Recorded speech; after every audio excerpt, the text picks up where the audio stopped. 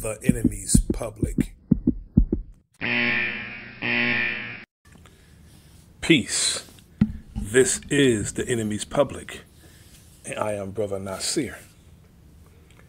3 former Minneapolis police officers have been found guilty of violating the rights of George Floyd, the black man whose death at the hands of police in 2020 spurred protest against systemic racism around the world.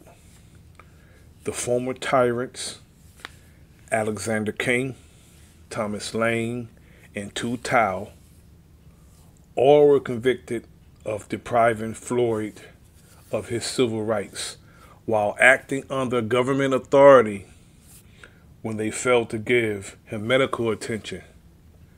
Kueng and Thao additionally were convicted of not intervening to stop their fellow officer Derrick Chauvin from using excessive force.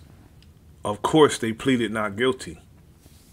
Thao, Kueng, and Lane each face up to life in prison. Although such a severe punishment is unlikely, the men are scheduled for trial in June on state charges of aiding and abetting murder and manslaughter. This is just accountability. It can never be justice because I can never get George back, Floyd's brother. Philanese Floyd said at a news conference Thursday afternoon, and no matter how many times I pray at night and think about my brother 24/7, it still is going to be hard, understandably. The jury began deliberating Wednesday morning after a month-long trial. In closing arguments, prosecutors said that the defendants had front row seats to Floyd's murder and choose to do nothing to help him while Chauvin knelt on Floyd's neck for 9.5 minutes. They choose not to aid Floyd as the window in which Mr. Floyd's life could have been saved was slammed shut, Assistant U.S. Attorney Mander Sertich said Tuesday. Defense attorneys argued that the men did not receive adequate training and they relied on Chauvin as the most experienced officer on the scene. Now, Derrick Chauvin is a field training officer, FTO. And these officers, I don't know how long they were on the force, but I don't know how they expect people to buy that foolishness that they did not receive adequate training. As a human being, every last one of those men were over 30 years old. As a human being, you know, and as a police officer, you do not have to have training to see someone being murdered and not want to intervene. Officer Thao kept citizens at bay when Derrick Chauvin was kneeling on George Floyd's neck. Officer Thao heard the pleads and the cries of the people telling him that the man is dying and that Derrick Chauvin is killing him. Now, out of all the 3, I'm not going to even say that, but Officer Thao, I guess that's the one that the camera was on most of the time, so that's why I feel so adamant about him. He stood there with a very condescending look on his face when the people were pleading to him to let the man up or do something. He stood there like the average piece of shit hood as a lookout while George Floyd was being murdered. These officers tried to devise any excuse that could let them wash the blood from their hands, but following these verdicts, George's blood will forever stain them. This is what Benjamin Crump said, the ambulance chaser, and other attorneys representing Floyd's family said in a statement after the verdict was announced. Today's guilty verdict should serve as the guide example of why police departments across America should expand and prioritize instruction on an officer's duty to intervene and recognize when a fellow officer is using excessive force, just like the young lady did.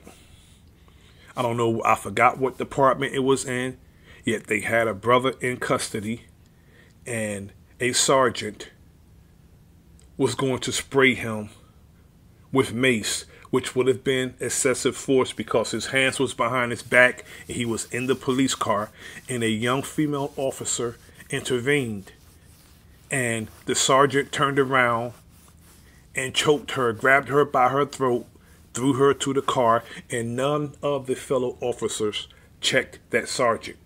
The fellow officers were supposed to take that officer into custody because he broke the law him damn self. The officers had responded to a call about a counterfeit bill from a convenience store in Minneapolis, Powderhorn Park neighborhood, when they encountered George Floyd, who was 46 years old at the time, on May 25th, 2020, on Memorial Day. Lane and King, both rookie officers and partners on call, were on top of Floyd as Chauvin applied deadly pressure to Floyd's neck as he gasped for air. Thao had been in charge of crowd control. The same ethnicity who had a law passed protecting his people, and he stood there and watched one of ours die as a police officer. Sir Titch said Thao argued with and belittled the crowd that was pleading with him to help Floyd, who was dying. King casually picked gravel out of a police car tire and enjoying as Chauvin mocked Floyd. She said Lance voiced concern that Floyd should be turned on his side, but did nothing else to give him much needed medical aid, she said. In closing arguments, Robert Paul, a defense attorney for Thao, said Floyd's death was a tragedy, but not.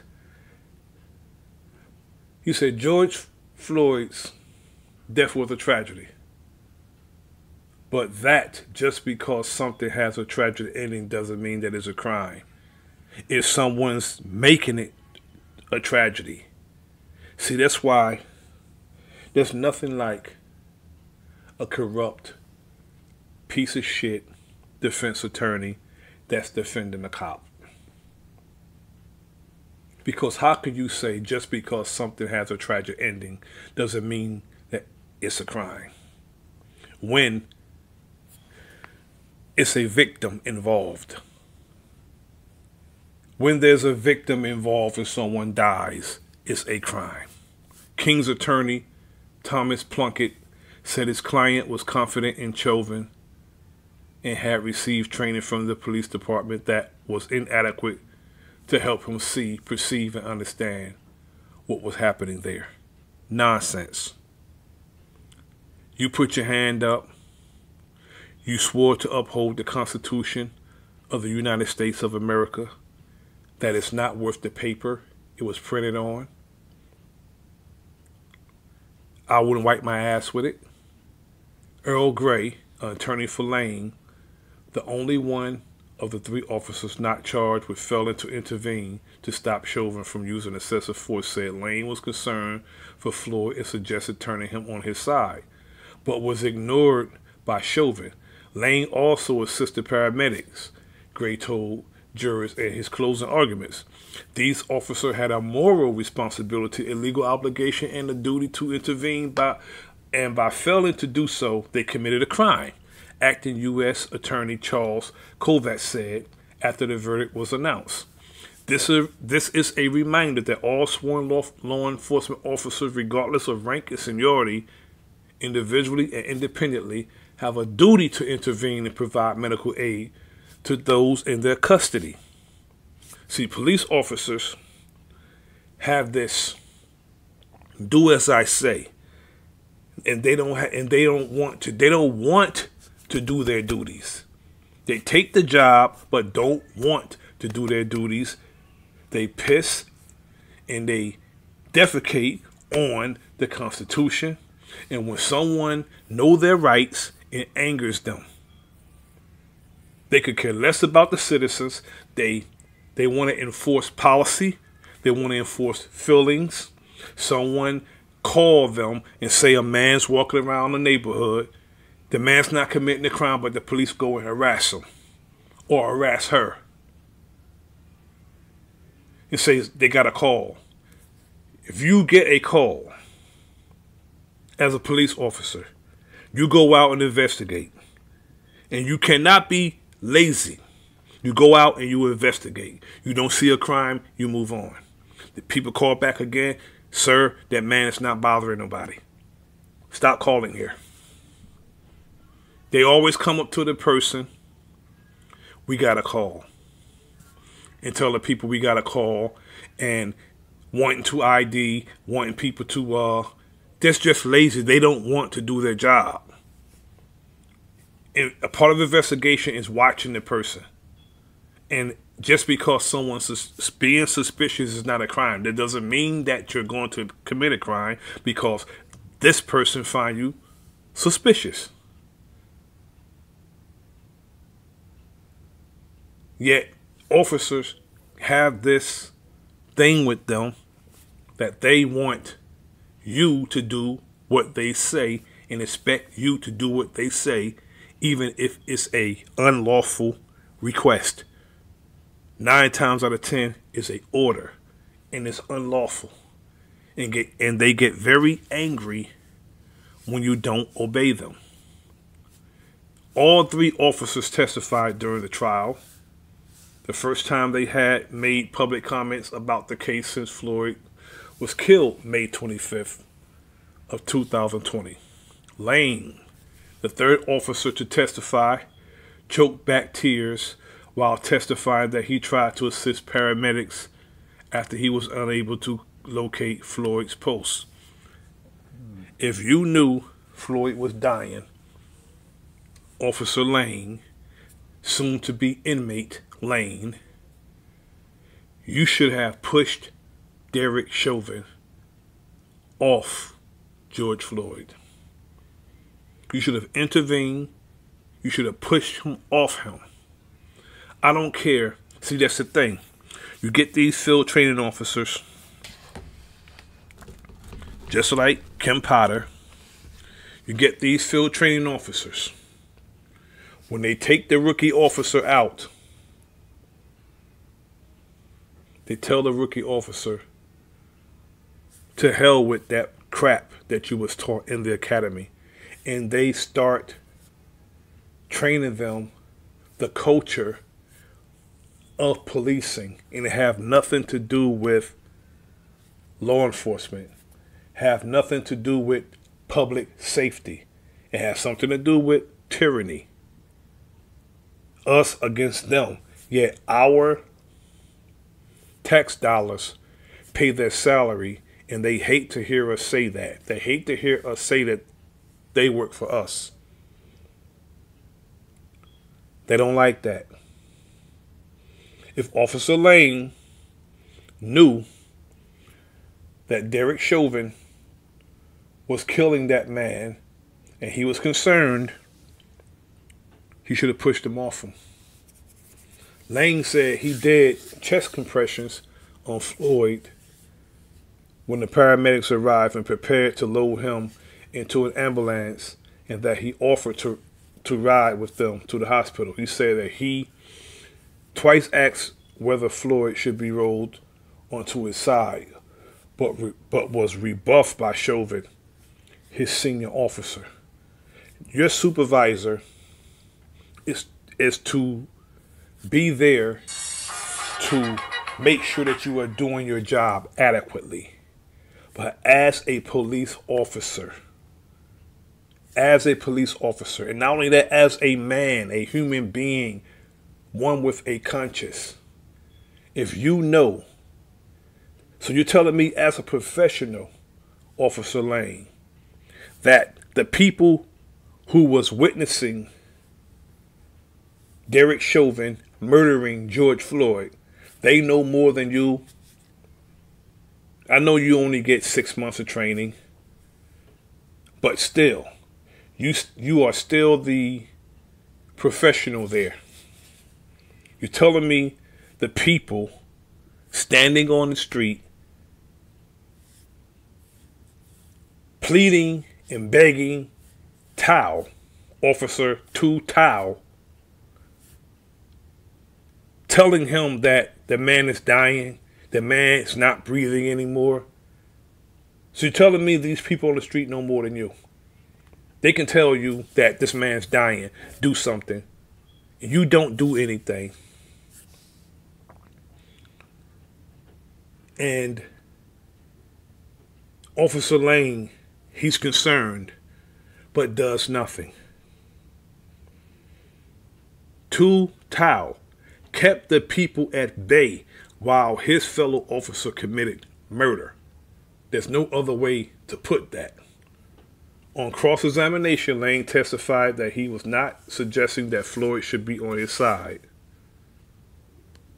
because he was worried about asphyxia, but rather that I just wanted to be able to get a better assessment. King testified that he did not realize Floyd had a serious medical need while he restrained him, and that he did not recognize that restraint that Chauvin was using, and thus did not know whether it violated police policy. There's no way that Officer King, his testimony is adequate. He told a bold-faced lie. There's no way you would think. Just good discretion would tell you that you can't put your knee on a man's neck for 9.5 minutes. Good discretion would tell you that. Thao, meanwhile, testified that he had relied on his fellow officers to tend to Floyd's medical need while he dealt with the onlookers, and that he did not know something was seriously wrong with Floyd even as the ambulance took him away. A bunch of nonsense. The people were telling you that the man is killing him. The people was telling you that he's not breathing. The people was telling you that he was bleeding out of his damn ears and his mouth. The people were telling you this. And you kept them at bay, looking at them with a very condescending, I don't give a damn about what y'all talking about look on your face.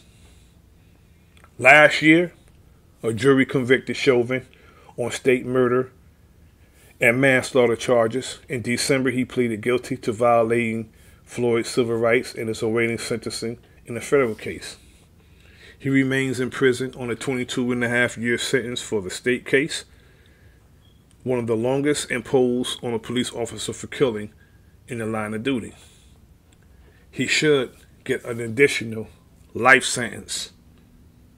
None of them should do less than life for the murder of this brother. None of them. They murdered this brother in cold blood. The look on Derrick Chauvin's face, very condescending, very I don't give a damnish. That's the look on his face when he was murdering his brother. Hopefully, when they're sentenced, they get a stack of encyclopedia type books thrown at them, because these soon-to-be inmates are murderers. This is The Enemy's Public. I am Brother Nasir. Like, share, subscribe. Leave a comment in the comment section. Peace.